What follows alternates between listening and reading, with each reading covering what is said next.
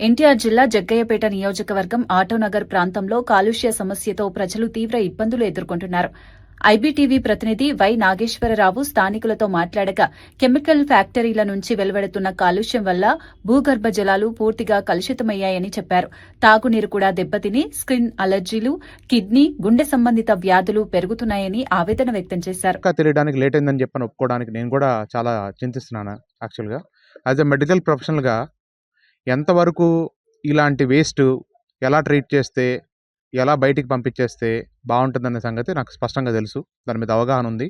ఆ ప్రొఫెషన్లో ఉన్నాం కాబట్టి. ఒకవేళ అదే వేస్ట్ని వాటర్ ద్వారా, మీరు బోర్ ద్వారా రివర్స్ పంపింగ్ చేసి లోపలికి పంపిస్తే ఆ గ్రౌండ్ వాటర్ పొల్యూట్ అవడం వల్ల ఎన్ని రకాల వ్యాధులు వస్తాయి, ఎన్ని కాంప్లికేషన్స్ వస్తాయనేది స్పష్టంగా తెలిసిన వ్యక్తిని నేను.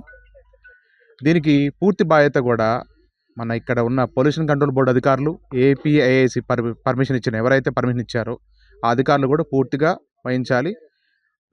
మా ప్రధానమైన డిమాండ్ ఒకటే అండి. మాకు కావాల్సింది ప్రశాంతమైన గాలి, నీరు, ఇక్కడ జీవించడానికి ఉన్న ఎక్కడైతే అందరూ ఎట్లయితే సేఫ్గా బతుకుతారో అలానే సేఫ్గా బతకాలని మాకు కూడా కోరిక ఉంది.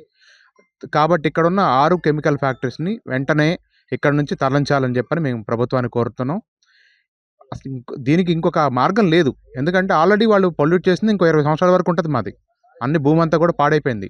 దీన్ని రిపేర్ చేసుకోవడానికి కావాల్సిన అంతా కూడా ప్రభుత్వం నుంచి సహాయం తీసుకొని ఈ గ్రౌండ్ వాటర్ అంతా కూడా సెట్ చేసుకోవడానికి ప్రయత్నం చేస్తాం. ముందు ఇప్పుడు ఏదైనా ఒక పాము గరిచింది అనుకోండి, ముందు మీరు చేసే పని ఏంటి? అక్కడ వరకు ఒక కట్టు కట్టేసి అక్కడ నుంచి విషం పాకుండా చేస్తారు, తర్వాత వైద్యం చేస్తారు.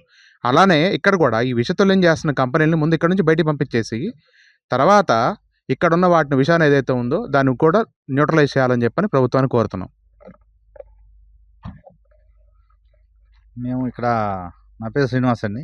జగ్గయ్యపేట ఆటోనగర్లో ఒక 20 సంవత్సరాల నుంచి మెకానిక్ షెడ్ నడుపుతూ ఉన్నాము. ఫస్ట్ మేము షెడ్ పెట్టిన కొత్తలో బోర్లో నీళ్లు మేము డ్రింక్ చేసేవాళ్ళం. అలాంటిది ఈ 10 సంవత్సరాల నుంచి కనీసం పీల్చడానికి గాలి లేదు, వాడుకోవటానికి నీళ్లు లేవు. కనీసం ఇప్పుడు అయితే చేయి కడుక్కునే దానికి కూడా పనికి రావట్లేదు వాటరు. ఇక్కడ మేమెవరూ ఉండలేకపోతున్నాము. ప్రాణాలని అరిచేతిలో పెట్టుకొని బతుకుతూ ఉన్నాం.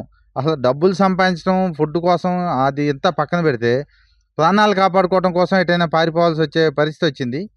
ఏం చేయాలో అర్థం కాని పరిస్థితి. ఎంతమంది దగ్గరికి వెళ్ళినా కలెక్టర్ గారికి పీజీఆర్ఎస్లో ఇచ్చాము, ఎమ్మెల్యే గారికి ఇచ్చాము, ఎవరెవరో వస్తూ ఉన్నారు, ఇన్స్పెక్షన్ అంటారు, తీసుకెళ్తారు. ఏమి ఒక్క అడుగు కూడా ముందుకు పడలేదు. ఉన్న కొందికి గ్రౌండ్ వాటర్ ఊరికే బ్లాక్ కలర్లో యాసిడ్ లాగా మారిపోతున్నాయి, కానీ ఏమీ ఉపయోగం లేదు. ఏం చేయాలో అర్థం కాని పరిస్థితి. త్వరలో హైవే దిగ్బంధం చేసి ఎలాగైనా ప్రాణాలు కోల్పోతాం.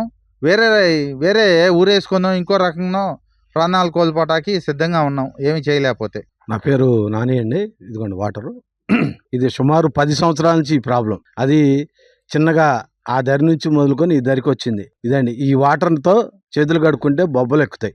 ఎవ్వరు కూడా ఇలా చేతులు కడుక్కో ఈ వాటర్ని తాగడానికి కానీ దీనికి ఇష్టం లేని వాళ్ళు ఇలా మూసుకొని షట్టర్లని మూసుకొని ఇళ్లలో కూర్చున్నారు. ఎవరికి వాళ్ళు రోడ్డు వెంబట పని చేసుకుంటున్నారు. ఇక్కడ అన్నీ ఖాళీ చేసేసారు. దీని మీద సుమారుగా 10 సంవత్సరాల నుంచి పోరాడుతున్నాం. స్థానికంగా మనం కలెక్టర్ గారికి, ఎంఆర్ఓలకి అందరికీ ఇవ్వడం జరిగింది.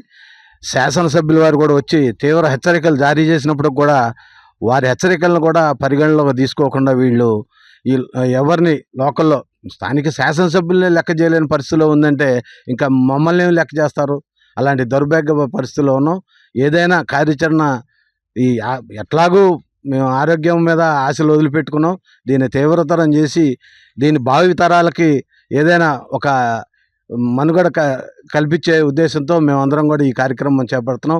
భవిష్యత్తులో ఇంకా తీవ్రంగా ఈ సమస్యని తీవ్రంగా జనంలోకి తీసుకెళ్తామని